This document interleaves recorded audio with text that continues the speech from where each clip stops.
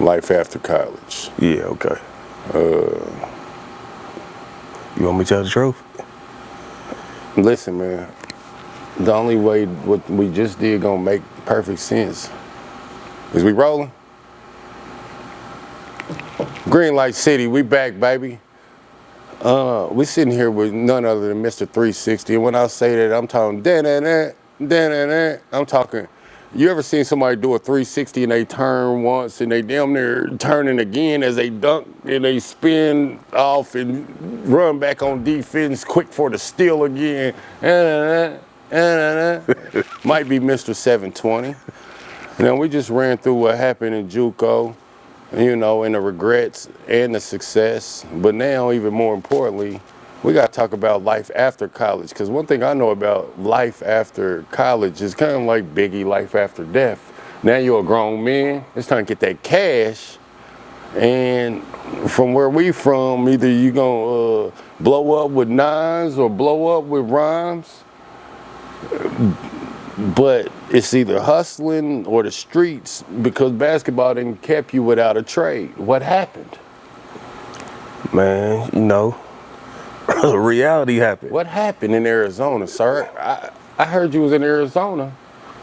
In the same place DMX was. I once read in the X out there in Arizona. I mean, shit. What happened?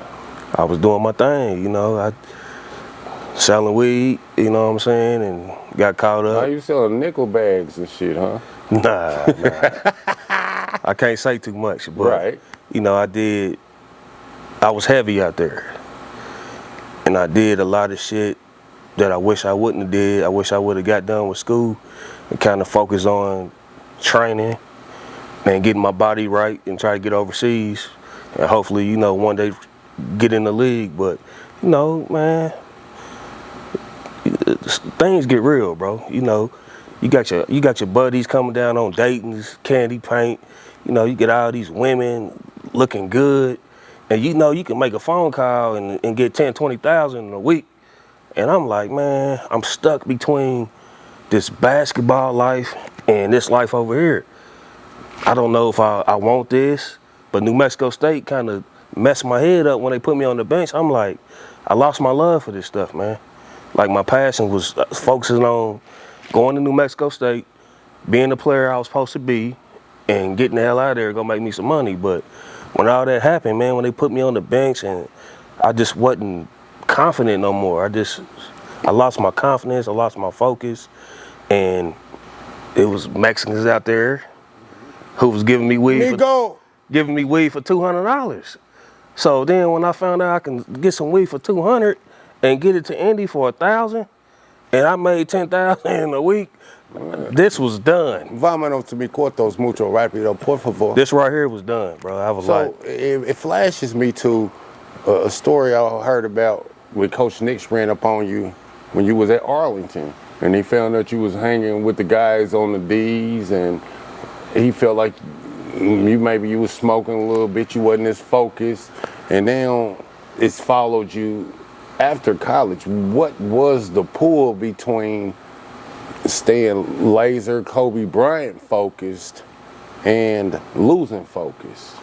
I mean, it comes with having that structure, man. Like I told you, Juan was constantly on my ass every day. Like, it wasn't a day where I wasn't working out.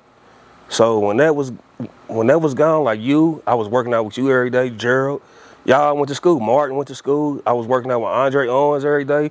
All y'all went to school, man. So I was on my own. So now, you know, I got Rod. That's my best friend. Rod, my best friend.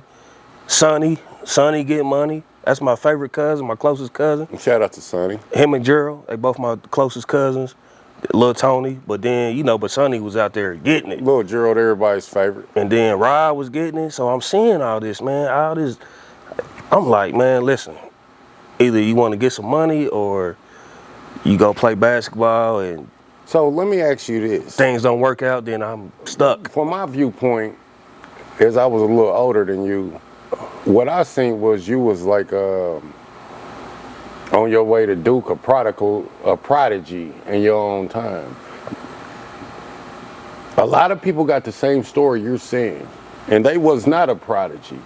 Did you know you was a prodigy, sir? Yeah, I did. When I seen Steve Alford come in them doors and offer me a scholarship from at Iowa, a Big Ten school, my sophomore year, I knew I had a chance, man.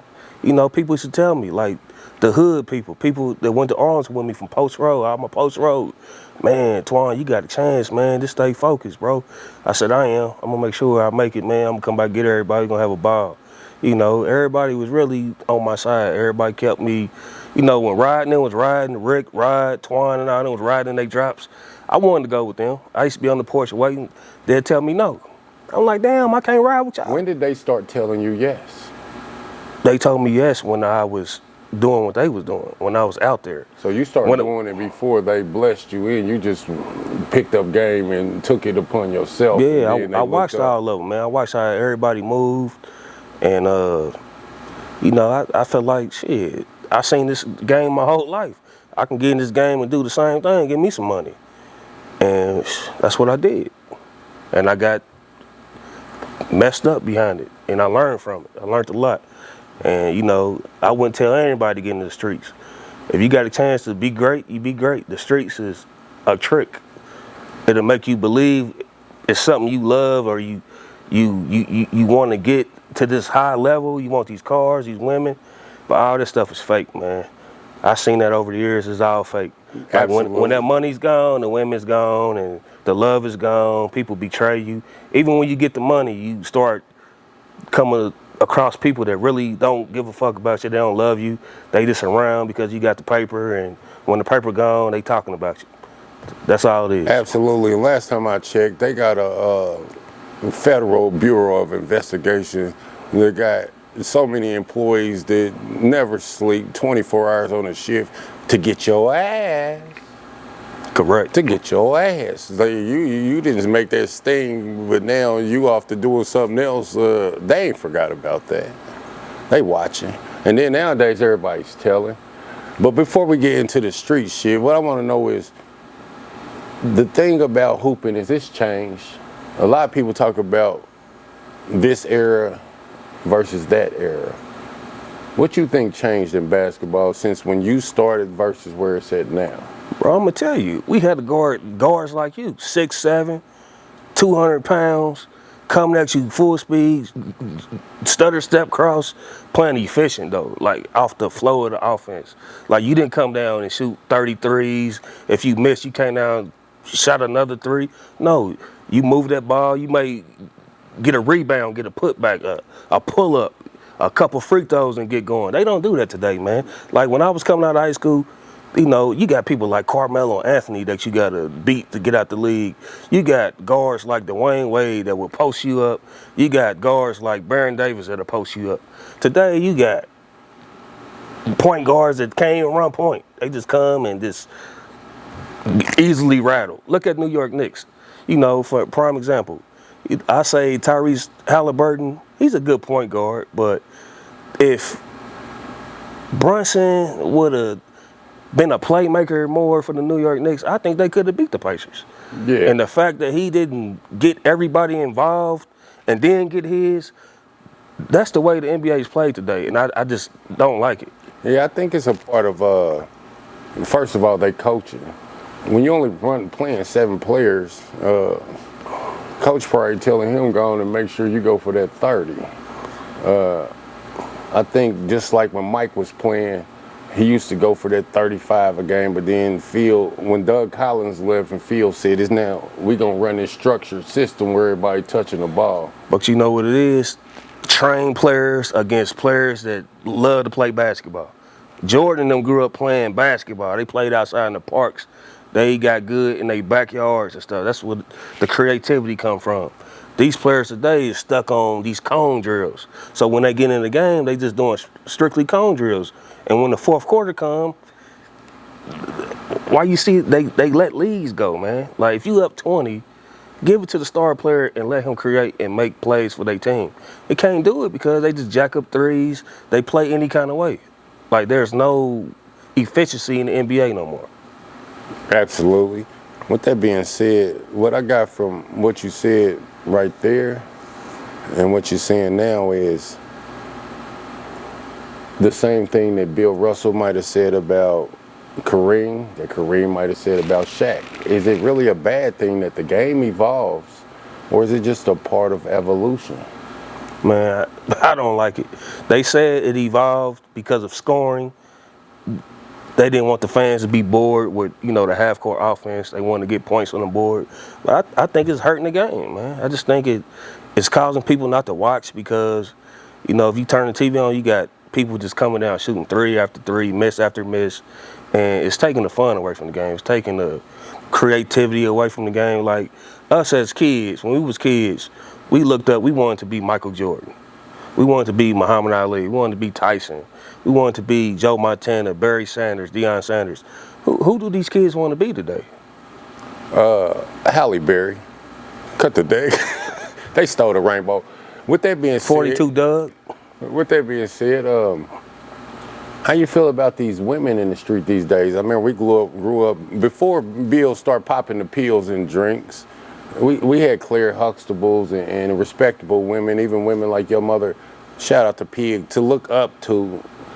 Where is the game at now with men and women? I know you're a party promoter and you see a lot within men and women. To me, man, back in the day, women earned their right to be in a man's life. Like, when I see my uncles and them getting women and grinding and stuff, the women was putting in work for them. You know what I'm saying? They was cooking, cleaning, doing little things that they needed them to do, and they would bless them for it. They never asked my uncles and OGs for money back in the day, like, let me get a purse or you got to do this. Like, nah, they weren't having it. And today's women feel like you got to pay them for them to be in your life. Like, I don't even want to talk to you if you ain't paying me or showing me you got some money. And they think just because you don't have jewelry on or Rolex watches or Benzes that you don't got no money. It's regular guys out here that's rich. And these girls, these women overlook them because they want to go to the dope boy all the time. But the dope boy really don't care about them because they all talk about these women in the club. Like, they know they want money. So they'll just throw the ride out there and wheel them on in. And then it's a lot of things that didn't happen to these women. I don't know. A lot of times what I'm figuring out with these women is, number one, back in that era, it seemed like we was trained to put God first as a community. Now, in this era, what it sounds like you saying is if you saying come on with the cash and then I'm gonna come on with that ass, then it sounds like It's social media. It almost sounds like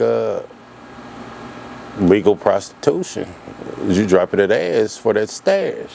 Are they dropping the ass for the stash? I mean, I ain't gonna lie, man. Women today, they feel like we've been cheating and fucking up so much. They to the point now where just give me some money. Like, you do what you want to do, just give me the bread, and we ain't got to worry about that. Ain't no feelings involved. Like, my heart is cold. That's how these women are today. They walking around with a cold heart. Do you feel like they got God in their heart still? Nah, they need it, man. Like, back in the day, grandma, you had to go to church, and it was mandatory. Today, they don't even go to church. Grandma is in the club. Nah, it's Instagram, man.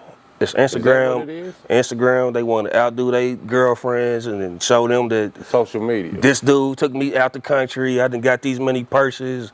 That's all it is, So the man. devil's at the wheel. It's the devil, man. They playing in the devil's playground. That's all it is. And they don't understand it. I be trying to explain it to some of them, but it's like, they don't get it, man. And that's why a lot of them single. What came first, a good woman or a good man? Well, which one is going? Does a good woman lead a man that could be good to being better, or is it a good man that leads a woman that could be good to being better? I tell you what, I think a good woman in the household is first, because when a man feel like he got a good woman, he's gonna go out there and do everything he can to make sure this woman's happy, this house is taken care of, these kids don't need for nothing. But if you got a woman that don't care for you and just always complaining and want things all the time, you don't want to come home. Like, you looking for love in another woman because you're not getting it at home. Versus if you getting love at home, you ain't gonna never want to go nowhere. You gonna want to cater to this woman, make sure she's happy at home, and stay home. You ain't gonna want to do nothing. Absolutely. So it sounds like that's kind of like why you probably missed your flight back. You had a good woman there at that moment. It's kind of like how you said the women and being fucked over so much to the point now where they like, all right, just give me the money. It's kind of like how you said when we went off to school and Juan got locked up, you felt like on your own. Last time I checked, ladies and gentlemen, Patti LaBelle once had a great song. It was On My Own. Why did it end this way? Green Light City, we be right back.